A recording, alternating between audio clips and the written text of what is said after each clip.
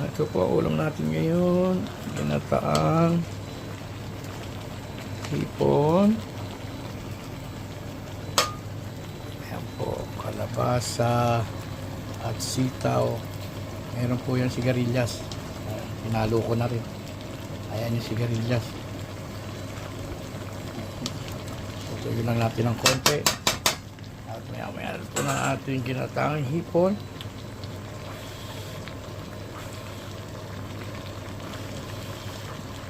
At ang katambal niya ay inihaw na isda. Sibas na inihaw. Tunaw siya. Natin ang kukuhain. Ayan. Ayun na po siya.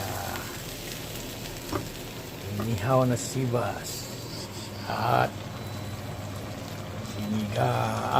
ginataang kalabasa at hipon. Abangan kamo